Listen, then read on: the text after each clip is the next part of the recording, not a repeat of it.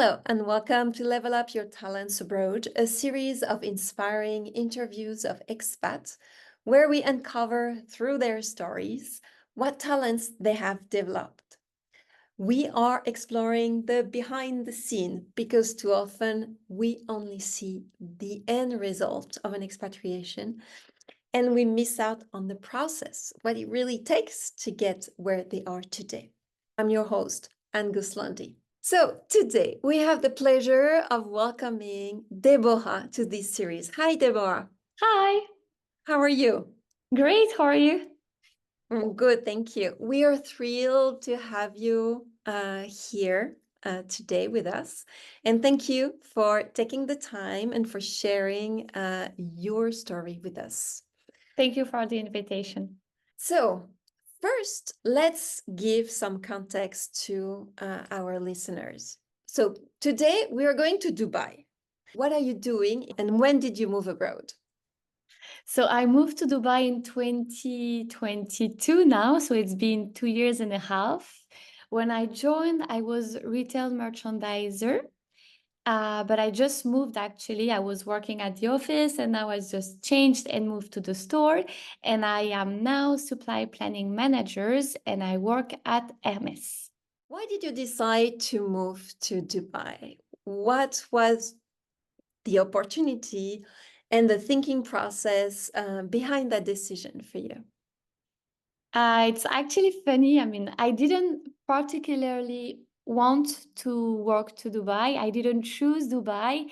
And I like to say that Dubai chose me actually.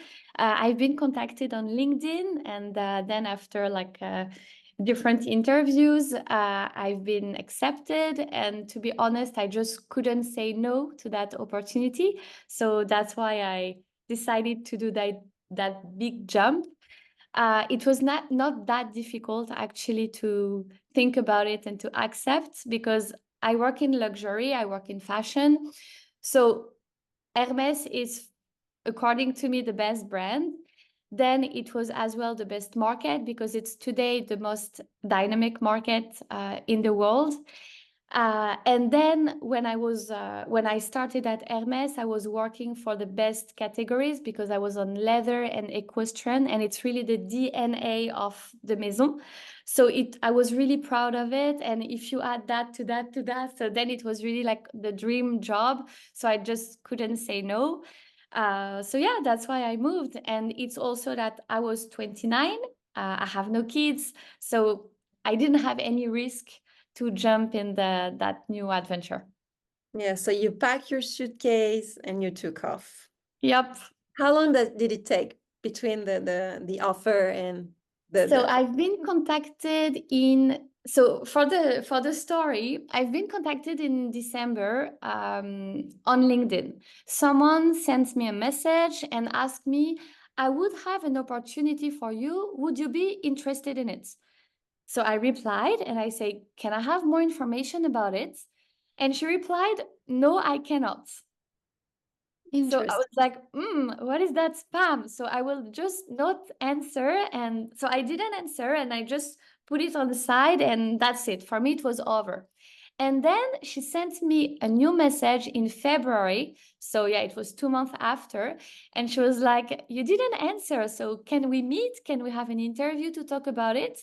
So now I realized and I was like, okay, so it was maybe not a spam. So let's try to dig and to understand. So then I think like 8 interviews, which is quite a lot. And it was, I've never had that many interviews for other jobs. So it was the biggest amount, let's say. So yeah, I had that interviews and then I moved. So I got accepted in June. And then you have the notice period 3 months. And I moved in September. Actually, it was almost a year between the first contact and me arriving in Dubai. 8 interviews. Eight That's a interviews, lot. yeah. It is a lot because you really have to meet everybody in the company.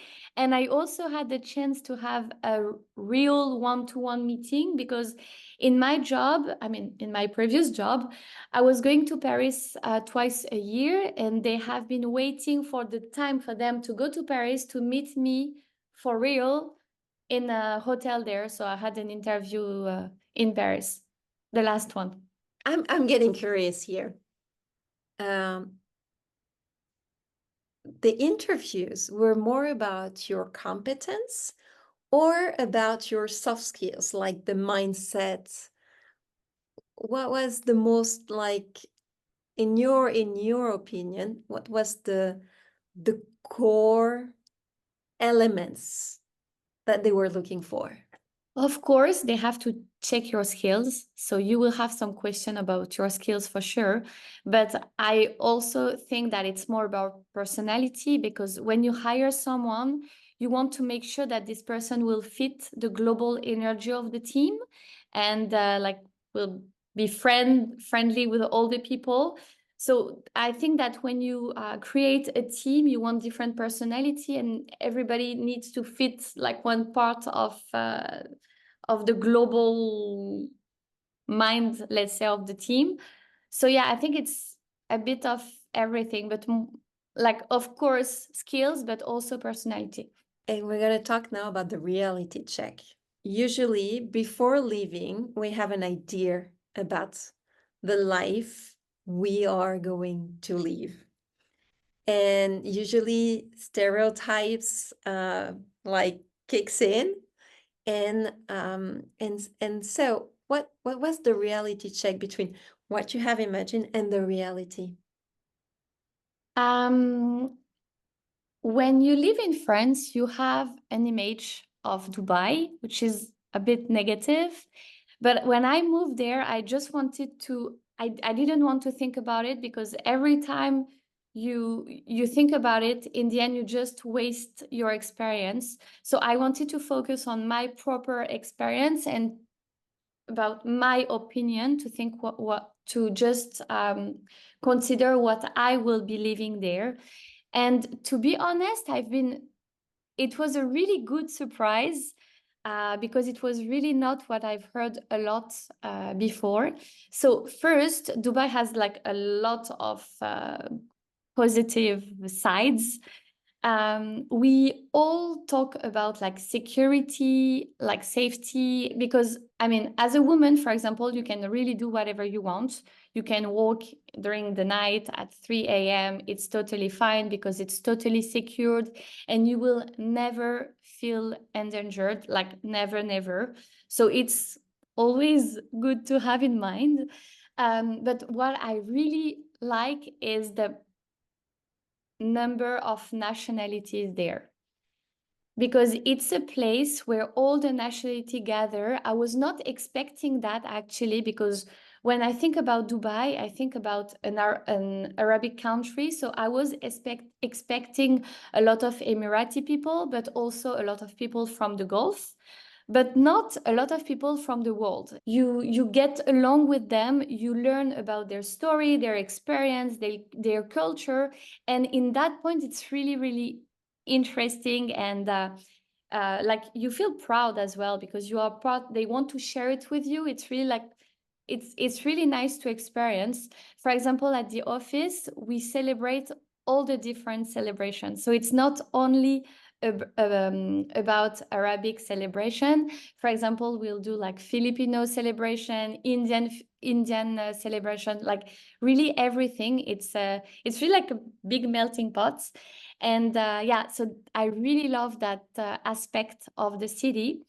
And another surprise is my work-life balance, that I didn't have the same in Paris, because in Paris I was working until like 7 p.m. Then you take the metro, and then when you arrive home, you're like super tired and you don't have energy to do something else. But here, I feel that we leave the office quite early, and after the office, I still have plenty of energy to do a lot of different activities. So it's really good, because in the end, it's like you have a second day after your first day. And during the weekend, I feel like really holidays, because we have the beach. It's always super sunny. Still a lot of activities. You can explore the country, explore the city. So in that way, I was well surprised, because you really have a lot of things to do here, and you feel good. Really nice. So you had really like nice surprises, multicultural environment, Yep. super rich and living in harmony. And also, as you said, the quality of life, the work-life balance is really, really good. Yeah. Okay. Um, so what was your biggest challenge? I think that there is one challenge that every expat face, and it's not just at the beginning. I think we're always struggling. It's just like being far from the relatives. Um, when you leave your like safe place to go to a place you don't know. And for me, when I moved, I was alone, so I just moved to a country I didn't know, and I didn't know anyone as well. So I was really alone. And this is really a big part that we have to keep in mind, because sometimes we might feel alone, and it's the game of it's the expat game. But then you have a lot, you have friends, and the good point is that they all share the same experience because they all feel alone. And this is what is nice with the expat life, is that we all feel the experience of the others. So we are really like we how can I say that, we feel the others. Yes. So we don't want them to feel alone, because we really know what they are experiencing. So we just want to share and to accept them and to make them be happy because we feel them. Really nice, really nice. Yes, that's true. When you're moving, I remember when I moved to Shanghai, I was alone, like you, same, same.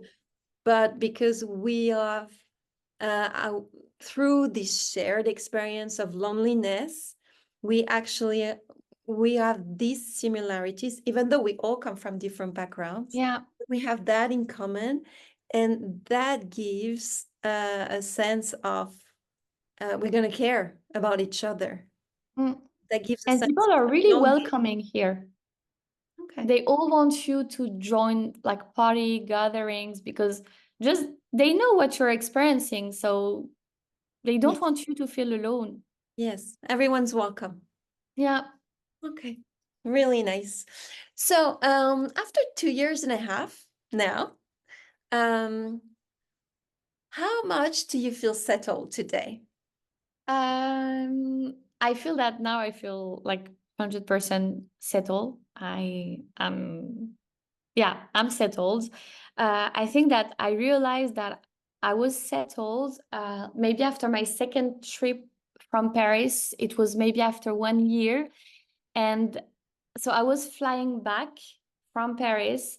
And when I landed to Dubai, I had happy tears, which is super weird, but I felt like relief to be in Dubai.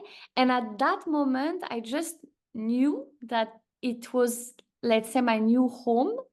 So it was really weird, and I could feel it here. And I was like, "Don't cry, this is stupid." But I felt it that way at that time. Thank you for sharing that. Yeah, so Dubai is your home today. I feel so. You always have two homes. Like now, Paris is my home, Dubai is my home.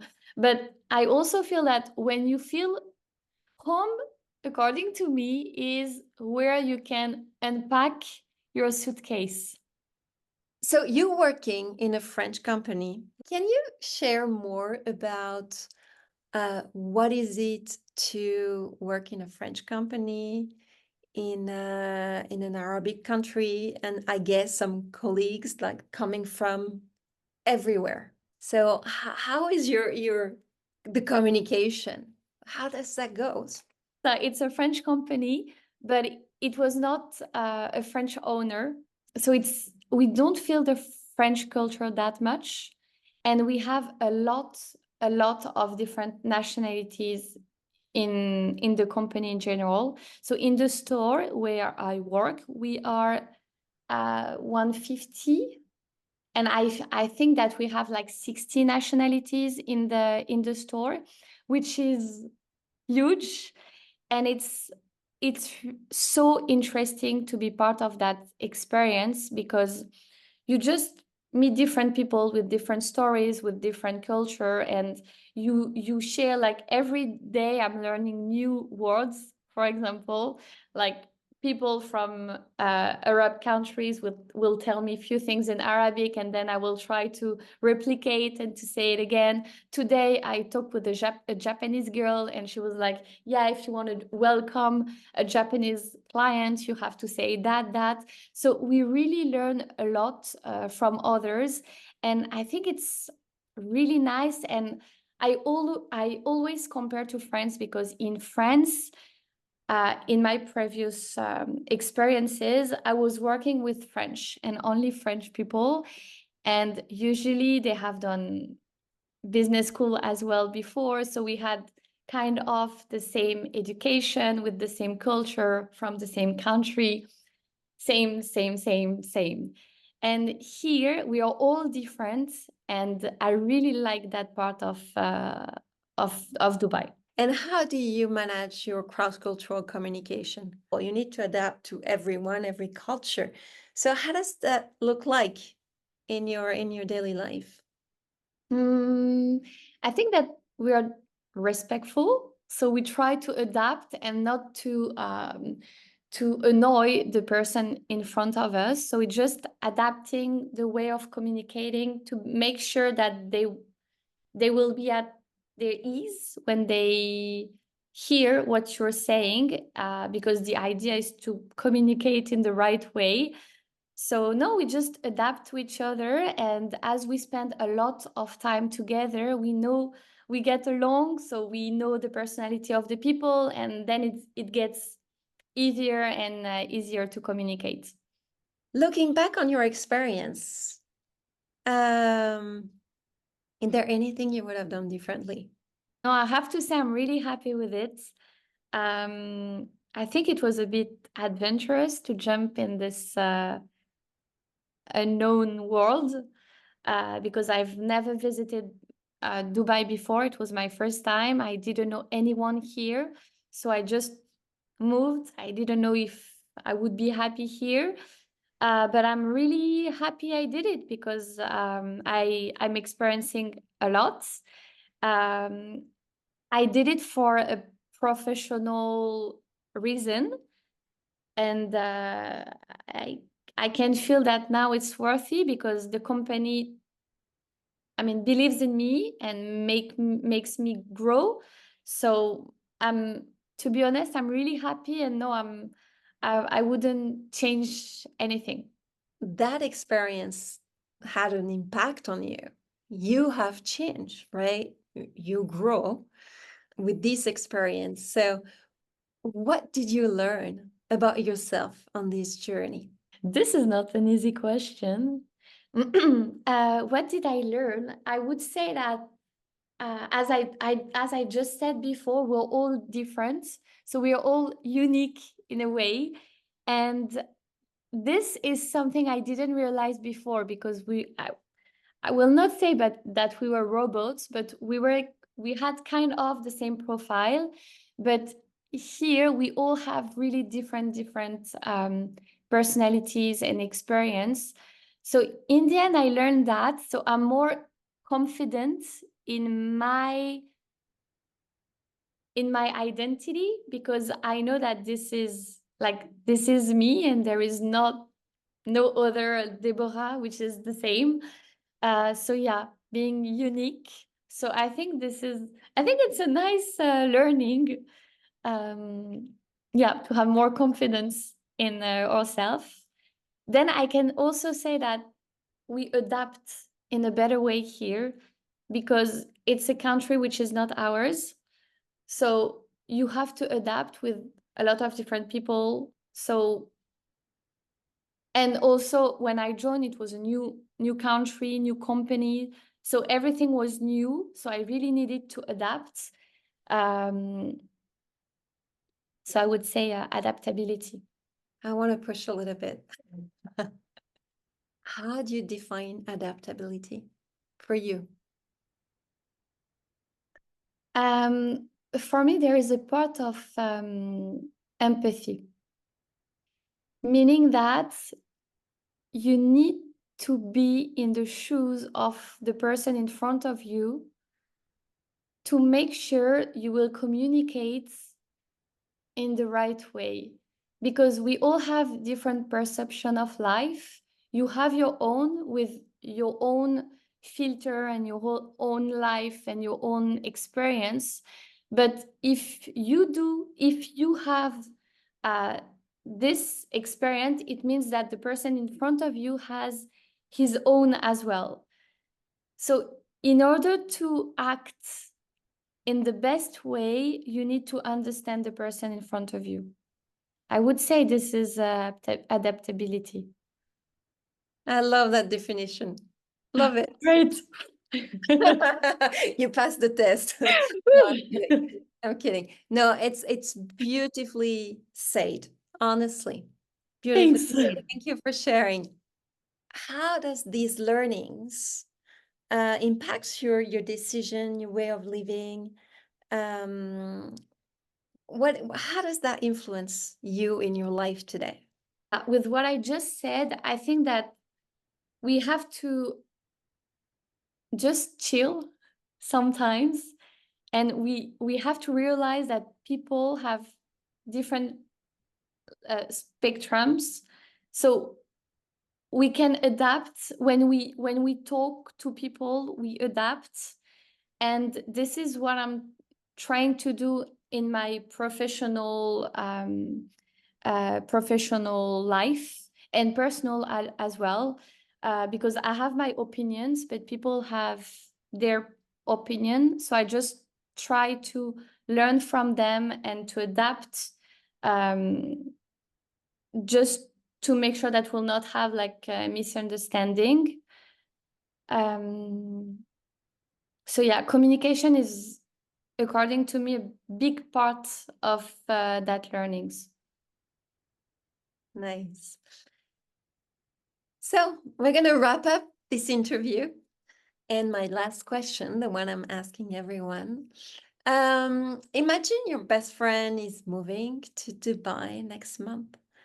What are your top 3 pieces of advice for them? First, I will say that you have to choose a flat which is close to your office, because here the traffic is insane, really insane. You can be like an hour stuck. If, for example, your way is usually like 15 minutes, it can be 40, more than an hour, because we have more and more people coming. So the traffic is really, really, really intense. So it's better if you live close to your office. So this would be the first advice. Then second, I would say that at the beginning, you must say yes to any gathering or event or offers, because you need to meet a lot of people. When you start, you need to meet a lot of people. You will not be friends with all of them, but it's by meeting a lot of people that you will meet your friends. And unfortunately, you have to try a lot of people before having friends. So yeah, I would say just say yes to everything. Um, and then uh, don't forget sweaters, because it's super cold because of the AC. The contrast is at the beginning very difficult, because outside you cannot walk because it's too hot, but then inside it's freezing Freezing cold cold. because the AC is really, really, really high. So in the end, you need a sweater even if it's 40 degrees outside. So thank you so much, Deborah, for sharing your experience and all your insights with us. To our listeners, we hope you found this conversation inspiring and find value in what Deborah shared today. Don't forget to register to our live Q&A session and also follow us on our LinkedIn page. All the links are in the description below. Thank you, Deborah. Thank you very much. Bye-bye. Thank you. Bye.